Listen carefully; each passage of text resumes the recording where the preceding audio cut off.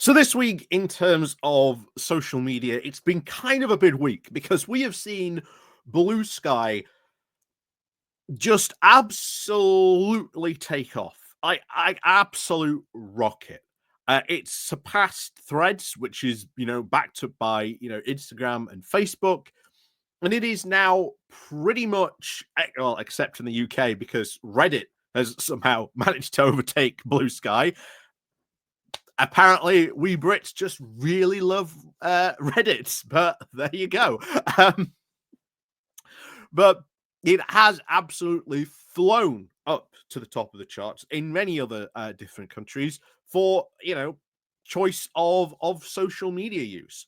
However, just because there has been this mass exodus from Twitter, this has now actually caused a interesting side effect because it turns out, as we'll see in a moment, countries like China had been pouring massive amounts of resources into Twitter to try and use it as a big propaganda channel to influence not only its own populace but external populace as well. So they have poured huge amounts of money to this, and they are not happy that Musk has destroyed this platform. They are not happy at all. And I can only guess to how annoyed Musk's Saudi Arabia investors must also be in this as well. I think they must be quite annoyed at this as well because they had been doing a very similar thing for their own benefit as well. So Musk is, I think, going to be in a very, very, very, very big problem with Twitter very, very soon. I think next year could be a make or break moment for it, quite frankly. Even Donald Trump hasn't really returned to Twitter. He's still posting on his Truth Social. But of course, Elon is going to be in charge of Doge next year, along with not only Vivek Ramaswamy, but apparently Marjorie Taylor Greene as well. So that's going to be fun. I'm sorry, America, but I will laugh at your expense when these people are in charge and watch them do and say all kinds of ridiculous things as well. There's also a bizarre moment recently where it looks like Elon Musk has now been influenced by the fighter plane mafia. And oh boy, that looks like Laserpig is going to have a whole new series of videos about them and their influence. But today, we're going to be talking about China and how annoyed China is about this, because this is just fascinating to me when I found this out. So before we do get more on into this, please do remember to click on the like, share, and subscribe button. And down below, there are links to my Patreon page, the one donation link called Buy Me Coffee, where you can all buy me coffee, the YouTube thank you button, and of course, as always, there is the Pony Club down below as well. And you can always click the like and share button as well. So thank you very much to everyone who does support the channel in that way. So off we go over to Substack on this, from a Substack called Too Simple, Sometimes Naive, with the title of As Bluesky Takes Flight, China has got a Twitter problem. So this week, a series of migrations has added buzz to Bluesky. On Tuesday, the app passed the 20 million mark, adding 1 million accounts a day. This overtook Threads worldwide for the number of active daily users. For Chinese state media, the rise couldn't have come at a worse time. They have sunk now considerable amount of resources into Twitter, and via unlabeled state-sponsored influencers, huge bot networks, and the famous 50 Cent Army, offline police harassment of users, and even cultivating the platform's owner, Elon Musk. The Twitter bird, they thought, had finally been caged. However, with Bluesky now looking to emerge past Threads, Mastodon, and Substack notes as use of the escape of choice, already there is now chatter within the Chinese state media circles as to actually how to address this problem. Do they stick or do they twist? So this is actually something well worth keeping an eye on and seeing what happens over on this, as a point.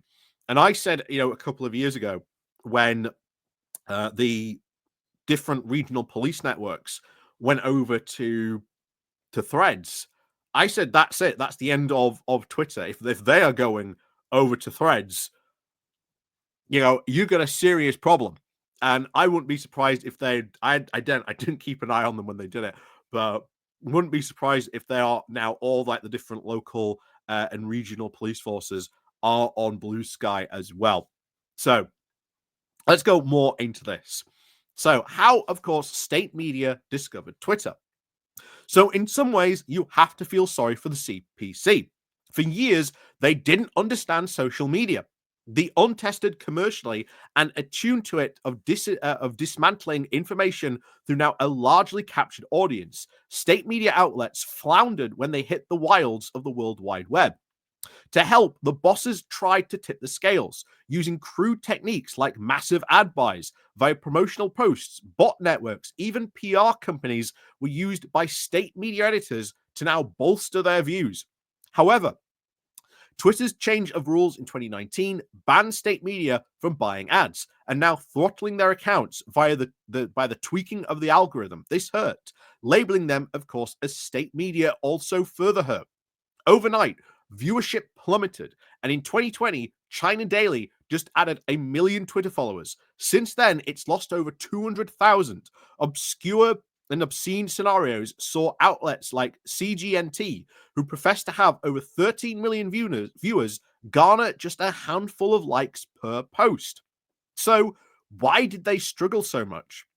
First, of course, resources. While each major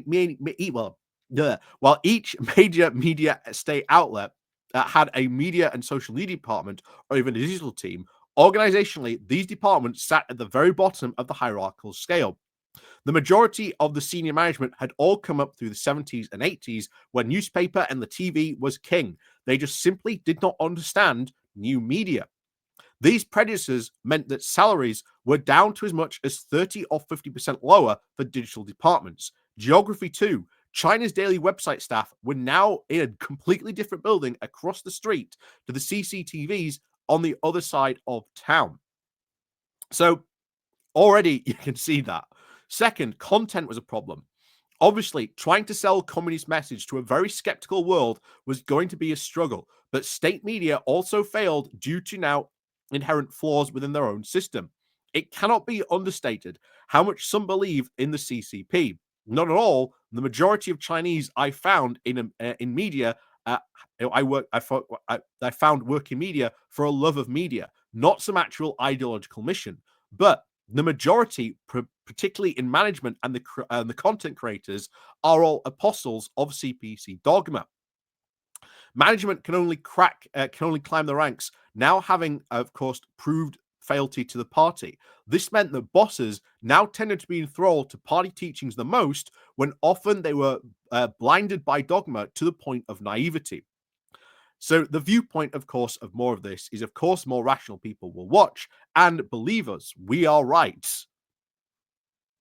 Again, these dogmas don't actually get in here. So how did they actually get it? I think there's an obvious point here, some of them. So yeah.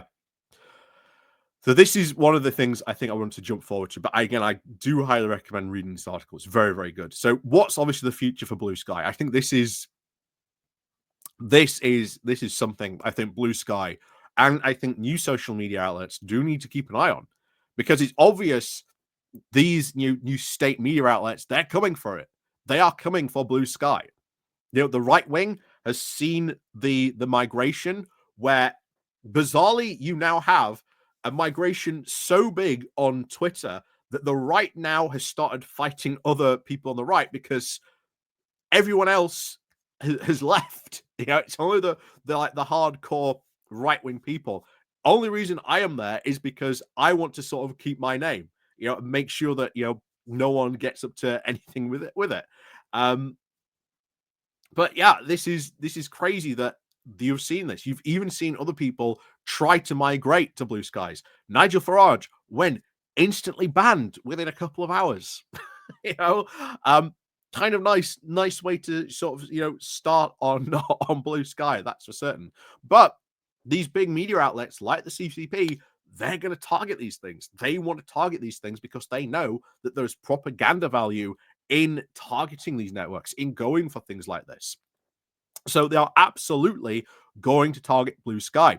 And as it says here, so what is the future of Blue Sky? Not yet, as many state media influencers have, of course, migrated over. But will they? Almost certainly. There are, of course, media professionals who are paid to post, work full time, and have the pressure of the entire autocratic state behind them. They are fulfilling Xi's call that China must amplify its voice, so the nation's message is now heard overseas. The great prize of Twitter was its number of users. It is who they were. Journalists, academic, politicians. The Chinese state saw it now as the front of Western hegemony and the ideological battle place. If Blue Sky becomes Twitter's spiritual successor, it too will reach a key mount to now conquer and either drown out or even destroy. If the state media, of course, doesn't arrive in earnest, that may take time.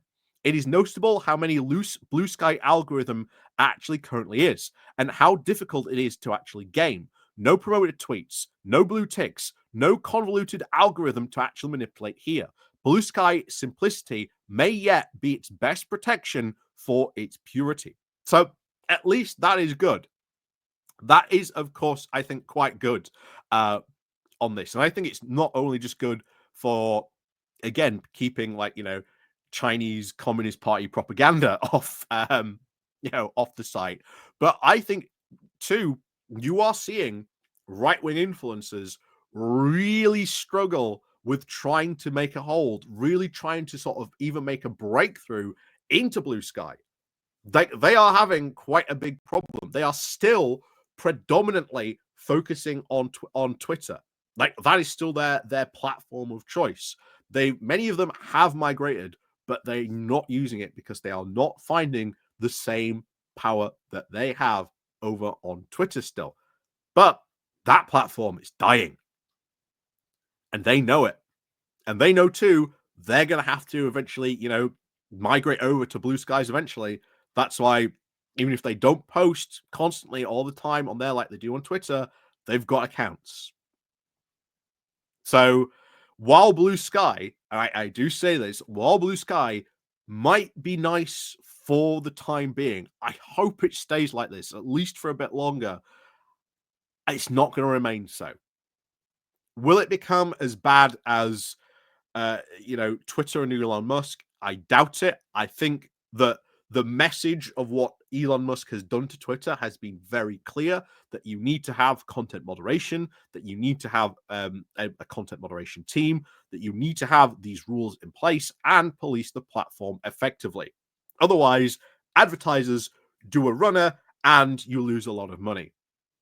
And these new companies do not want that to happen.